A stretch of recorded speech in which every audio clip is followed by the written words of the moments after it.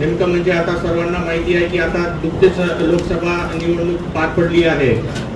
तर ह्या लोकसभा मध्ये यवतमाळ वाशिम ह्या मतदारसंघामधून मी ययाती नाईक माननीय संजय भाऊ देशमुख साहेबांना मी पाठिंबा जाहीर केला होता आणि मी त्यांच्या मदतीसाठी प्रचाराच्या दौऱ्यात पूर्ण हा मतदारसंघ फिरून पिंजून काढलं. तर माननीय संजय देशमुख साहेब हे भरघोस मतांनी निवडून आले. त्यांचं मी इथे अभिनंदन करतो आणि पुढील कामकाजासाठी त्यांना शुभेच्छा देतो. आज महत्वाचा विषय पत्रकार परिषद घ्यायचा म्हणजे हा पुसद मतदारसंघ जो आहे विधानसभा क्षेत्र, यात माननीय राजश्री पाटील ताई यांना लीड आहे. ह्या लीड मध्ये बॅनरबाजी होऊन राहिली. पुस्तकमध्ये कुठेतरी ययाती कमी पडला अशी वारंवार काहीतरी चर्चा चालू आहे. ह्यासाठी आपण इथे उपस्थित आहे आणि मी 2 शब्द बोलण्याचा प्रयत्न करतो. की आपल्याला माहिती आहे की ह्या लोकसभा मतदारसंघामध्ये पुसद शहरामधून माननीय मनोहरराव नाईक साहेब, आमदार निलय नाईक, आमदार इंद्रनील नाईक, माननीय पालकमंत्री संजय भाऊ राठोड साहेब, त्याचबरोबर माजी आमदार विजय पाटील चोंडीकर साहेब, हे सर्व राजश्री पाटील ताईंच्या पाठीशी होते आणि मी एकटा संजय भाऊ देशमुख साहेबांच्या मदतीला होतो. आता कुठेतरी हा 3000चा लीड जो आहे तर नेमका कोणाच्या नावाने पकडावं हे आपण आता गुरुत म्हणजे कसं थोडं विश्लेषणाचा विषय आहे की 2 आमदारांच्या खाती जाणार की माजी आमदारांच्या खाती जाणार. एक असं जर गुरुत जर पकडलं तर मी शेलूचा रहिवासी आणि शेलू सर्कल मधून शेलू गावामधून मी संजय भाऊ देशमुख साहेबांना लीड दिली. आमदार निलय नाईक साहेब हे गवलीचे रहिवासी, गवलीमधून सुद्धा आम्ही संजय भाऊ देशमुख साहेबांना लीड दिली. मनोहर भाऊ, इंद्रनील भाऊ, विजय पाटील चोंडीकरांना हे पुसद शहरमध्ये राहतात, शहरमध्ये पण सुद्धा संजय भाऊ देशमुख साहेबांना लीड दिली. आता प्रश्न येतो हा 3000चा. मला तर असं वाटतं की ह्या विश्लेषण मध्ये मी सगळं अॅनालाइज केलं तर मला असं वाटतं की फक्त मनोहर भाऊ साहेबांच्या मोबाईल मधून जे फोन ध्वनीवर लोकांशी जे चर्चा झाली तर त्या हिशोबानेच मला वाटतं की हा श्रेय फक्त मनोहर भाऊंनाच जाणार. म्हणजे कुठल्याही आमदारांनी आणि कुठल्याही कार्यकर्त्यांनी श्रेय घेऊ नये एकत्रित मला असं वाटतं. कारण की मी नंतर चर्चा केली, लोकसभा झाल्या, आपल्या रिझल्ट लागला त्याच्यानंतर. दुसरा विषय, संजय भाऊ देशमुख साहेबांना मदत का करायची. एक व्यक्तिमत आहे, अनुभवही आहे, माजी मंत्री राहिलेले आहेत, त्याचबरोबर त्यांना प्रशासनाचा अनुभव आहे. विकास कामं आपण खेचून आणू शकतो. प्रशासनाच्या ह्याच्यात कसे फाईल मूव्ह करायचे, कसं कामं करायचे हे सगळं त्यांना अनुभव आहे. त्या अनुभवामधून आपण त्यांच्या कसा कामामध्ये स्वरूपामध्ये विकास कामामध्ये आपण स्वरूपात त्यांना आपण प्रदर्शित करू शकतो त्यासाठी आपण प्रयत्न केला पाहिजे. त्यासाठी मी त्यांच्या सोबत आहे. दुसरा विषय की एनसीपी शरदचंद्रजी पवार साहेबांचा राष्ट्रवादी काँग्रेस हा पक्ष स्थापन होत असताना सुधाकरराव नाईक साहेब तिथे सोबत होते. त्याचबरोबर आमचा पूर्ण परिवार शरदचंद्रजी पवार साहेबांसोबत होतं. ह्या परिसरामध्ये जर आपण बघितलं की आता जसं अजितदादांनी एक छोटासा गट वेगळं काढून त्यांनी सरकार दुसरीकडे बीजेपी यांच्या सोबतच स्थापना केली. हे कुठेतरी त्याच्यात इंद्रनील त्यांच्या सोबत गेले, ते मला न विचारता गेले. त्याच्यामुळे मला थोडं आता खंत आहे की ते जर मला 2 मिनिटं जर बोलून जर विचारलं असतं त्या की आपल्याला काय निर्णय घ्यायचं तर कदाचित हा चित्र दिसलं नसतं. ती एक दुसरी नाराजी आहे. त्याचनंतर आता मी सुद्धा इथे 20 वर्षापासून काम करत आहे. तर काम करत असताना माझ्यावर जर कुठली जबाबदारी दिली असती तर मी व्यवस्थित पार पाडली असती. दुसरा विषय, कुठेतरी लोकसभाच्या ह्याच्यात मोहिनी नाईक यांचं नाव समोर आलं, त्यावेळेस सुद्धा मला विचारलं गेलं नाही. कधीतरी जर मला विचारलं असतं की बा आपण ह्यांचं नाव आपण पुढे करायला पाहिजे का, आपण तिकीट मागायला जायला पाहिजे का. आता आपण मी सुद्धा त्यांना होकार दिला असतो, त्यांच्या पाठीशी राहिलो असतो, पण तिथे कुठेतरी मला डावललं. ही एक दुसरी नाराजी आहे माझी. आता बघितलं तुम्ही मागचं विधानसभेचं लीड आणि ह्या लीडमध्ये जास्त फारसं काही हे नाही आहे. ह्या पुढे जर काही आता विधानसभेच्या हिशोबाने जर काम करायचं असेल तर वेगळी रणनीती राखावं लागेल. ह्यासाठी मला सुद्धा आता अभ्यास करणं सुरू करत आहे मी. आणि संजय भाऊ देशमुख साहेब हे एकटे होते जिल्ह्यामधून, सर्व आमदार एक बाजूने आणि एकटे संजय भाऊ देशमुख साहेब, आणि विधानसभा पुसद क्षेत्रामध्ये सगळे आमदार एक साईडला आणि मी एकटा एक बाजूने काम करत होतो. कुठेतरी हे पुसदमध्ये आम्ही कुठेतरी मागे पडलो. त्याच्या मागे आता अभ्यास करणं फार गरजेचं आहे की काय विश्लेषण करावं लागेल, त्याच्यासाठी काय अभ्यास करावा लागेल, काय निर्णय घ्यावा लागेल. ह्यासाठी मी परत एकदा फेरी घेणार आहे पूर्ण तालुक्यामध्ये, आणि त्यानंतर कुठे कमी पडलो ह्याच्यावर अभ्यास करणं फार गरजेचं आहे. त्यासाठी मी थोडा मला वेळ लागेल. अजून परत एकदा आम्ही असंच आपण बैठक घेऊ, पत्रकार परिषद घेऊ. त्यावेळेस सुद्धा तुम्हाला समोरील जे काही घडेल किंवा काही जे विश्लेषणमधून काही जे रिझल्ट येईल, काही जे अभ्यास झालेला असेल त्यामधून मी तुम्हाला कळवू. त्याचबरोबर पुसद इथे तब्बल 5 हेलिकॉप्टर उतरले लोकसभेत, तरी सुद्धा जर 3,000ची जर लीड मिळत असेल तर एक फार त्यांच्यासाठी गंभीरचा विषय आहे. आणि दोन्ही आमदारांनी लक्ष घेणं फार गरजेचं आहे, कारण गवलीमधूनही लीड आहे आणि पुसदमधूनही लीड आहे, आणि शेलू माझं गाव जे आहे तिथूनही लीड आहे माननीय संजय भाऊ देशमुख साहेबांना. त्यांना कुठेतरी बॅनरबाजी वगैरे किंवा श्रेय घेणं यांनी थोडं टाळावं असं माझी विनंती आहे.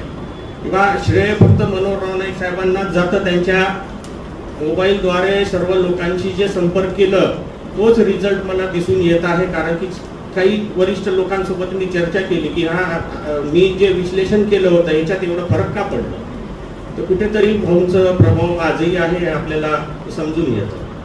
दुसरा विषय, येणाऱ्या विधानसभेच्या तयारीसाठी मी कामाला लागणार आहे.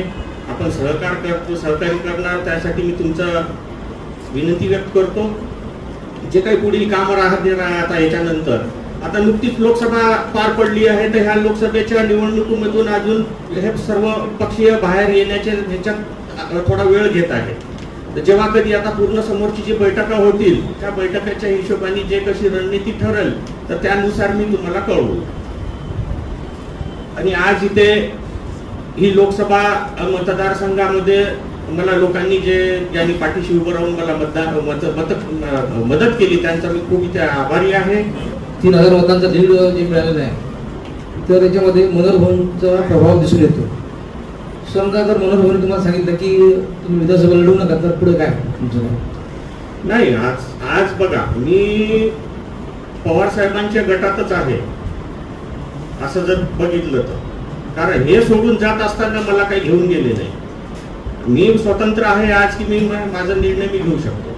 दुसरा विषय, मला 3 पक्षाकडनं बोलवणं आहे, कारण सगळे आज हे आता लोकसभा नुकतीच पार पडली, सगळे ते आवरणं चालू आहे. जेव्हा विधानसभेची काही सक्रियता चालू होईल तेव्हा सगळ्या पक्षांसोबत मी चर्चा करणार. त्यात मला जे काही माझ्या मतेनुसार जर होत असेल, अटी शर्ती जे मंजूर होत असेल तर त्या हिशोबाने समोर मी त्या कामाला लागणार. आपण लोकसभेच्या अनुषंगाने एकंदरीत जर बघितलं तर शिवसेना विरुद्ध शिवसेना म्हणजे शिवबाठा गट आणि ठाकरे गट, शिंदे गट हे उभे ठाकले होते. तर आपण पुसद विधानसभेमध्ये भाऊ विरुद्ध भाऊ आणि राष्ट्रवादी विरुद्ध तुतारी असा सामना पाहायला मिळेल. लोकसभेत झालं असं, विधानसभेत पाहायला मिळेल. विधानसभेचं आज मी नाही सांगू शकणार, कारण कुठला पक्ष कोणासोबत राहणार हे आज आपण स्पष्ट करू शकत नाही. जर परिस्थिती जर राहिली लोकसभेची विधानसभेमध्ये तर 100% तुम्हाला नवीन काहीतरी बघायला मिळेल, म्हणजे ऐतिहासिक असू शकते. तुम्ही म्हणता इच्छा 20 वर्षापासून काम करत आहे, इच्छा तर राहणार. कोण नाही करणार इच्छा भेट. संधी जर मिळत असेल आणि पक्षांनी जर जबाबदारी दिली तर 100% आपण पार पाडणार. हो, तुम्ही म्हणता की प्रत्येक याच्यामध्ये तुम्हाला न विचारल्यामुळे तुम्ही हा निर्णय घेतला. बरोबर, अगदी बरोबर. आणि कदाचित उद्या जर समजा तुमची समजूत काढण्यासाठी त्यांनी प्रयत्न केले, वेळ गेली, तुमची समजूत काढली तर परत जाणार का? वेळ निघून गेली. त्या कंडिशन नुसार त्यावेळेस जी परिस्थिती असेल त्यानुसार मी निर्णय घेईन. हीच परिस्थिती म्हणजे चर्चा जर लोकसभेच्या आधी जर झाली असती तर मी कदाचित लोकसभेत फिरलोही नसतो. मी कुठेतरी माझ्या शेतात बसून मी माझं शेत पूर्ण पाहत बसलो असतो. 2024 पुसद विधानसभेतील आपलं विकासाचं विजन काय असणार? विकासाचे कामं जे पेंडिंग पडलेले आहेत आज जर बघितलं आपण की पुसदमध्ये विकास झाला नाही असं नाही आहे विषय. खूप काही प्रयत्न केले. यात तुम्हाला थोडं मागं जर जायचं असेल आपण जर चर्चा करू, सुधाकर भाऊसाहेब जेव्हा मुख्यमंत्री होते तेव्हा अकोलामधून वाशिम हा जिल्हा निर्मिती झाली. त्यावेळेस आपला पुसदचा प्रस्ताव होता. ते काही टेक्निकली काही कारणास्तव पुसद हा जिल्हा होऊ शकला नाही, वाशिम हा जिल्हा झाला. सुधाकर भाऊंनी त्याच वेळेस क्षणी असे विचार केले की आपला पुसद जर जिल्हा नसेल पण जिल्ह्याच्या बरोबरीला राहायला पाहिजे. त्या दृष्टिकोनातून इथं विकास कामं केले. तुम्हाला जर 2 मिनिटं बघायचं असेल तर तुम्ही 2 दिवस महागावला जाऊन राहावं, 2 दिवस दिग्रसला जाऊन राहावं आणि विश्लेषण तुम्ही करू शकता की कुठलं काम विकासाच्या ह्याच्यात आहे. आणि राहिलेलं जे विकास कामं आहेत दिवसेंदिवस तुमचे नवीन अडचणी निर्माण होतात. तर त्यानुसार त्या दृष्टिकोनातून आपण ते विकास कामं आपल्याला केले गेले पाहिजे. या हिशोबाने जे पुसदमधले काही कामं थांबलेले आहेत त्या कामाला आम्ही हातभार लावणार.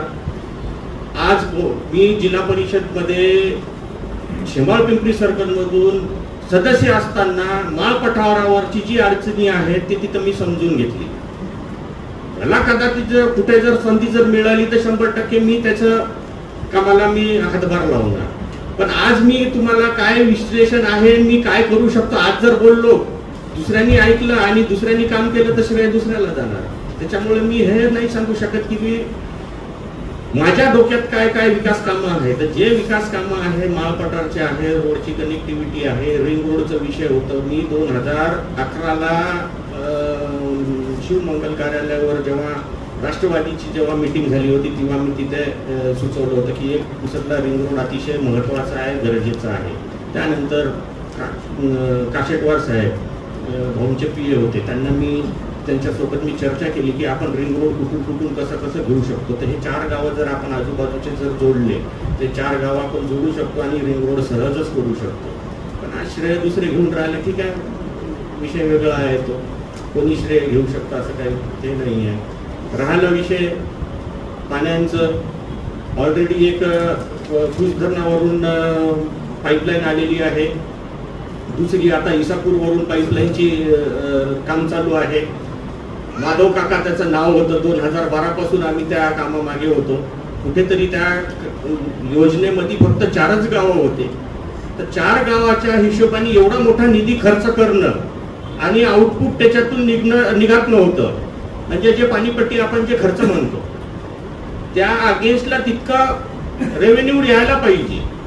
मग आम्ही इंजिनियर आणि आम्ही बसून असा विचार केला की भाई येणारे जितकी गावं आहेत त्याच्यात तेवढे गावं आपण 30-40 गावं जेवढे असतील तेवढे आपण कनेक्ट करू. तर हे गावं आपण त्याच्यात कनेक्ट करत हिशोबमध्ये असा बसलं की बा हे योजना सक्सेसही होऊ शकते आणि ह्याच्या अगेन्स्टमध्ये पाणीपट्टीचा जो काही रेव्हेन्यू आहे तर ते मेंटेनन्स त्याच्यात होऊ शकते. ह्या हिशोबाने ही एक नवीन योजना झालेली आहे. अजून जे काही कुठले वाटत असतील किंवा तुम्ही सुचवणार वेळोवेळी जे काही आपल्याला अडीअडचण वाटत असेल की बाई ही योजना व्हायला पाहिजे तर आपण त्या योजनेसाठी आपण पाठपुरावा 100% करणार. राजकीय परिस्थिती हीच राहिली तर पुसद म्हणून लढणार की मी कुठूनही लढाईची तयारी ठेवतो आणि मानसिकता पण आहे लढाईची. आता पक्ष कुठल्या पक्षातून कसं निर्णय धोरण ठरवलं त्या हिशोबाने वेळेवर सांगतो. पण काही होऊ शकते, इतिहासही घडू शकू आपण भविष्यामध्ये, एखादा इतिहासही घडू शकतो. ही सीट उभाटाकडे गेल्यावर आपण उभा राहणार का? मी तर तेच बोललो ना सर की मला जर कुठल्या पक्षाने जर माझे टर्म्स अँड कंडिशन जर फुलफिल करत असतील तर त्या हिशोबाने मी कुठेही लढायला तयार आहे. एकंदरीत आपण जसं सांगितलं की मी शरद पवार गटासोबतच आहे मात्र ज्यावेळेस कार्यकर्ता मेळावा झाला त्यावेळेस आपण अनुपस्थिती दर्शवली आणि त्या संदर्भात जर मी सोबत आहे तर आपली भूमिका स्पष्ट का केली नाही? त्यावेळेस मला बोलवलं गेलं नाही आणि दर 5 वर्षानंतर इलेक्शन होतात, त्यात सदस्य हे नोंद होत असते, क्रियाशील सदस्य, अक्रियाशील सदस्य. तर त्या ह्याच्यात त्या नवीन इलेक्शनच्या ह्याच्यात माझी नोंद नव्हती, म्हणून मी तिथे उपस्थित राहिलो नाही आणि मला बोलवलं गेलं. हो, महाविकास आघाडीबरोबर आपण ज्याप्रमाणे बघितलं की जे वाशिमचे खासदार आहेत भावना गवळी हो आणि जे आपले संजय राठोड साहेब आहेत मुदा आणि जलसंधारण मंत्री, जर रिझल्ट बघितला तर सर्वात जास्त मत हे यांच्या याच्यातून होते. वाशिममध्ये 1,16,000 समथिंग आणि जवळपास दिग्रजमध्ये 1,06,000 समथिंग काहीतरी मतं होती. तर तुमची हे जे 2 नावं घेतली मी आता, खासदार भावना गवळी आणि हे जे मंत्री आपले संजय राठोड, यांची तुमची छोटी युती होती का? नाही. एवढी मोठी लीड त्यांच्याच गडावर मिळण्याचे कारण काय? नाही, ते सगळे देशमुख साहेबच सांगू शकतील.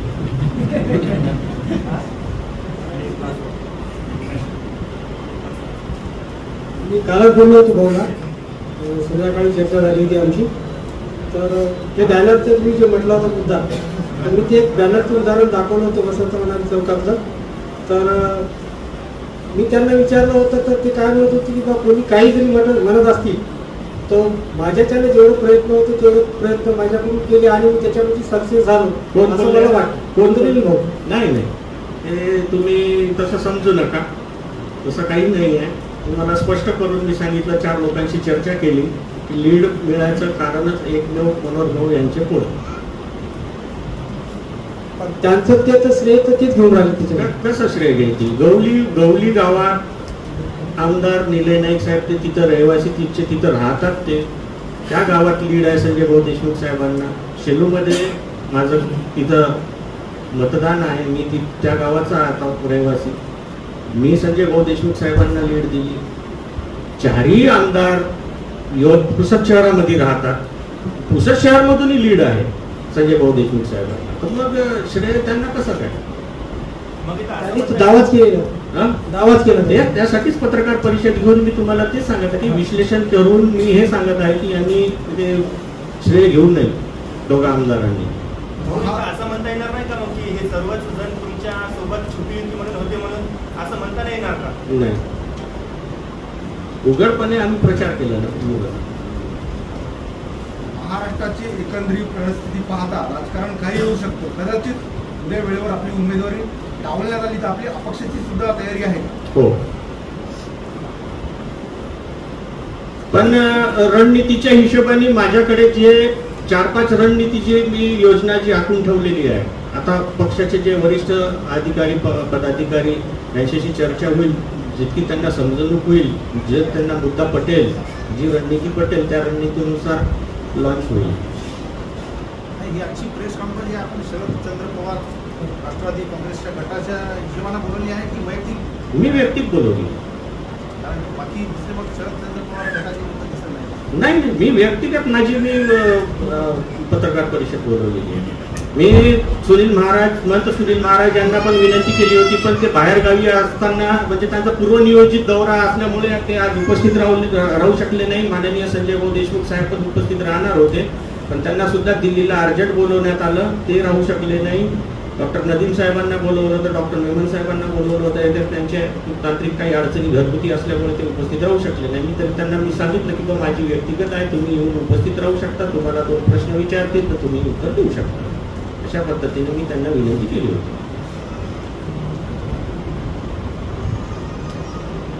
आपण बोलले 20 वर्ष जबाबदारी आपल्याला दिली नाही. 20 वर्ष मी काम केलं, परंतु जबाबदारी दिली नाही. जबाबदारी दिली होती, पण मी तर पार पाडली ना, तर पूर्ण केलं. तर बरं, कारण हाच लोकसभेला मोहिनीचं नाव समोर येणं काय कारण? आता परत विधानसभेसाठी सुद्धा नाव समोर येऊन राहिलं, काय कारण? मग मी काय केलं, मी काय करायला पाहिजे?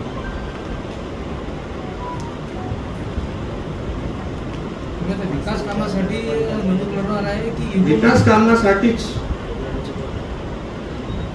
जे माझ्याकडे जिल्हा परिषदला मी उपाध्यक्ष असताना जी योजना माझ्या डोक्यात होती किंवा येत्या विधानसभेत मी जर उभं राहिलो तर मला जे काही कामं करता येत असेल ते मी छोट्या छोट्या पुड्या बांधून पोतं भरून ठेवलेलं आहे. जेव्हा कधी समोर मला संधी मिळेल तर एक एक पुढे उघडत जाईल मी सगळं. मनोहर भाऊ त्यावेळेस मंत्री होते, आपण ज्यावेळेस जिल्हा परिषदेचे उपाध्यक्ष. बरोबर. त्या मनोहर भाऊच्या माध्यमातून आपण त्या पुढ्या सोडून इथला विकास साधू शकले असते. केलं ना त्यावेळेस, केलं ना. तरी पण बऱ्याचशा शिल्लक आहे. नाही केलं ना. तुम्ही पिंपरी, शंभर पिंपरीमध्ये तुम्ही फोन लावून कुठेही रॅन्डमली तुमच्या मोबाईलमध्ये जे नंबर असेल तुम्ही त्यांना फोन लावून विचारायचं. म्हणजे रिझल्ट आहे. आजही लीड आहे शंभर पिंपरीमधून संजय भाऊ देशमुख साहेबांना. तेही एक उदाहरण आहे. दुसरं जर सांगायचं बोलायचं असेल तर माझ्या कामाचं जर तुम्हाला एक उल्लेखनीय कामगिरीचं जर दाखवायचं असेल तर रिझल्ट तुम्हाला शंभर पिंपरीमधून संजय भाऊ देशमुख साहेबांना सुद्धा लीड आहे. विधानसभेच्या आधी अगर नगरपालिकेचे इलेक्शन लागले समजा आपला गट वेगळा उभा राहील. नाही, गट कसा राहणार? पक्ष जे रणनीती आखेल त्या हिशोबाने काम होईल. फक्त ग्रामपंचायत सोडून बाकीकडे सगळीकडे पक्षाचा प्रभाव असतो. पक्ष उमेदवार उभे करत असतात. जे जे पक्ष ज्याचे ज्याचे गट जसे निर्माण होतील तसे तसे उमेदवारीच्या आरक्षण आहे. उद्या आरक्षण कुठल्या वॉर्डमध्ये कुठलं आरक्षण सुटणार आज नाही सांगू शकत.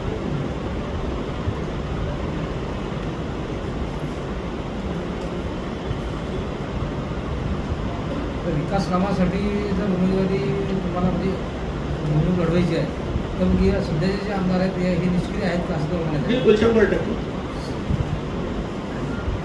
कोविडचं उदाहरण घ्या ना सर. एवढं कुठं लांब जाता. निलेश लंकेकर साहेब जेव्हा काही नसताना इतकं मोठं कोविड सेंटर उभं करू शकतात. शरद मेन साहेबांनी काही नसताना त्यांनी कोविड सेंटर उभे केले तर 2 आमदार होते. अजून काय बोलायचं याच्यात? मध्ये आपल्या पराभवाचं कारण काय? जिल्हा परिषदेच्या मोहा सर्कल मध्ये कुठेतरी अपप्रचार झालेला आहे.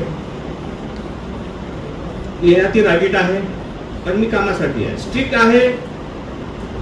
नियमाने जे होते ते होते, जे होत नाही ते होत नाही. जर तुम्ही नियमाबाहेर जाऊन दुसरीकडनं काम करून द्या तर मला ते पटणार नाही. तर त्यासाठी मी रागीट आहे. समजत नाही, कळत नाही, काम करत नाही, असे काही अनेक कारण आहेत. त्याच्यानंतर मग निलय भाऊंचा थोडा भाविक प्रचार. मग काही की दो मार समूह देखो, मार छोरान को बयान करो, मग पडो मग निवडून कोणी आहे, असे काही मुद्दे होते निलय भाऊंचे.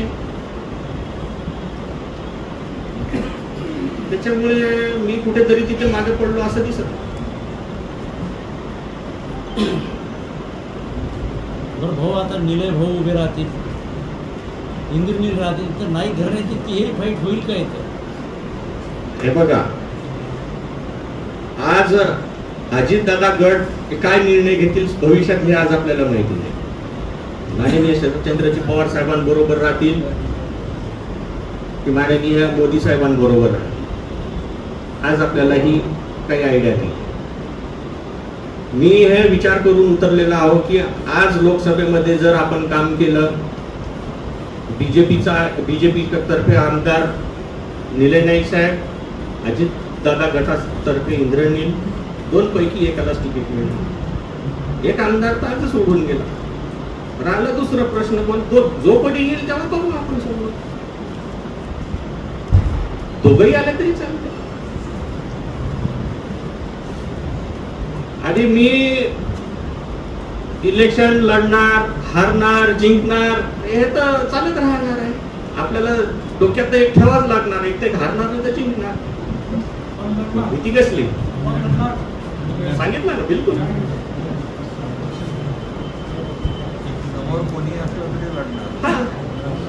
फक्त मनोहर भाऊ सोडून.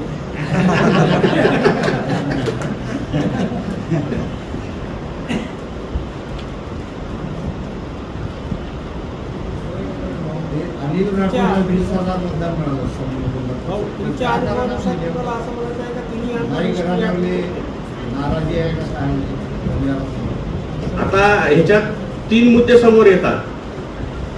तो आहे बंजारी संघटक आहे.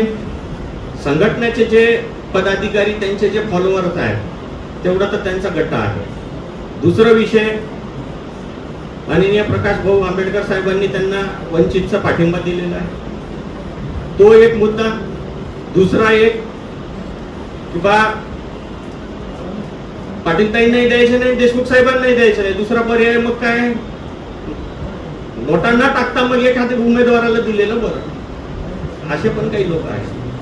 त्यामुळे त्यांना इतके मत मिळण्याची शक्यता आहे.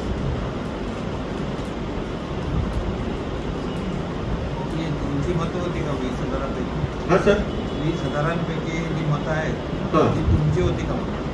दोन्ही होते. वंचितचे पण आहे आणि काही आमचे पण आहे.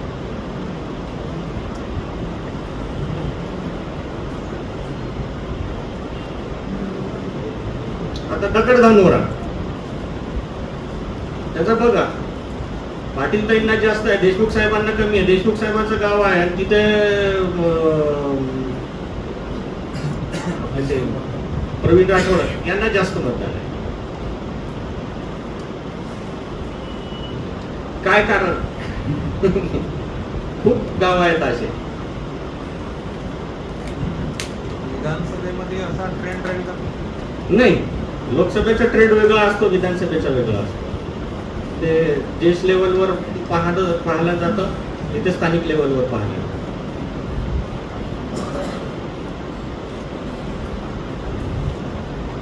सध्या भावाची ऐतिहासिक लढत झाली, औषधी आणि कापूस भूमिका काय आहे? त्या त्यांनाच विचारावं लागेल.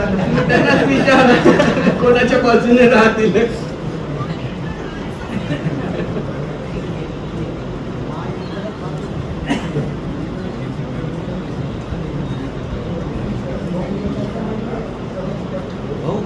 प्रश्न असा आहे की शरदचंद्र पवार गटाकडून आणखीन इच्छुक आहेत.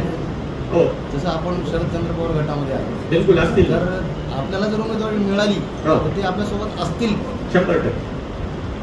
असा आशावाद. त्यांना मिळाली तर त्यांना मिळाली तर बघू गेले. मला दुसऱ्या मतदारसंघात जावं लागेल. जर कदाचित पार्टीने जर सांगितलं की तुला इथे नाही तिकडे काम करावं लागेल, तर आपली तयारी आहे ना, सगळीकडे काम करायची तयारी आहे. डोक्यात दोनच विषय, हार नाही तर जीत.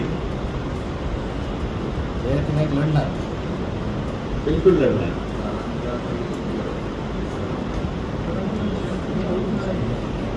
समजा पुसदला नाही मिळाली तर शेजारचा मतदारसंघ दिग्रस किंवा दिग्रस दारवानेर पण एक आहे, कारंजा मानोरा पण एक आहे. माझी रणनीती जेव्हा मी पक्षात तिथे मांडणी करणार, त्यांना जे पटेल त्यानुसार ते ठरवतील, त्या हिशोबाने मी काम करणार. लढण्यासाठी तुमचा आवडता मतदारसंघ कोणता? काही तसं काय आवडत नाही. सगळे सारखे आहे, लोकच आहेत. सर्व लोकांचं काम करायचं आहे, विकास काम करायचं आहे. चेहरा पाहून काम करणार नाही. वेळ कमी आहे, त्या हिशोबाने आपल्याला ट्रायल झाली लोकसभेमध्ये सर.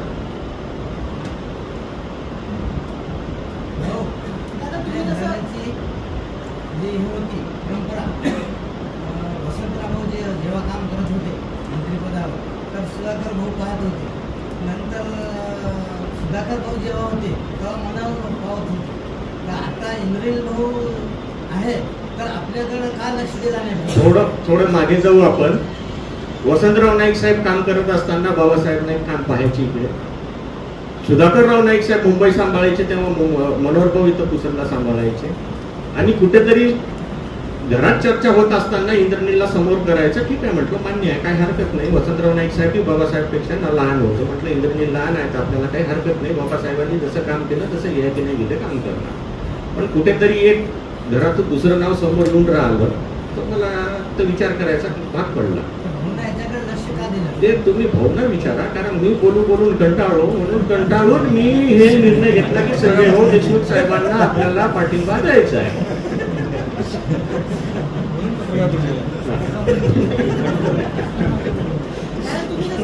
हा ताई,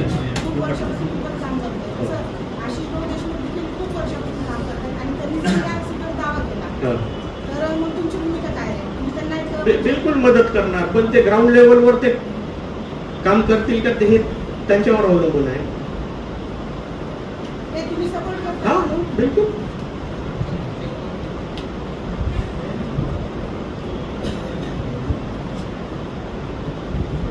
आपल्याकडे महाविकास आघाडीचे 3 पक्ष 3 मतदारसंघ चॉईस आहेत. हो, खूप चॉईस आहे.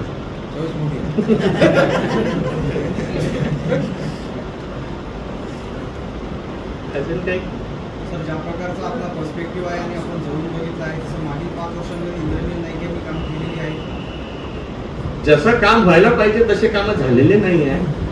कुठेतरी तटागटाचं राजकारण असताना मी ह्या गटाला इतकं निधी देणार, त्या गटाला मी इतकं निधी देणार, ते जे निधी आलेले आहे तेच बाकी नवीन काही विषय नाही आहे. आपलं पर्सनल आहे का जनतेतून आपण बोलत आहोत? हो, बिलकुल 100%. हो, निवडून येतील का ते? हा, नाही येत निवडून. जिल्हा परिषद मध्ये, ग्रामपंचायत मध्ये हरलेले आहेत ते तुम्ही तिथं थोडं जाऊन बघून घ्या एकदा. आता ह्या ग्रामपंचायत मध्ये हरलेले आहेत ते. काम तर कोण नाही करत हो, काम तर सगळे जण करतात, काही विषय नाही.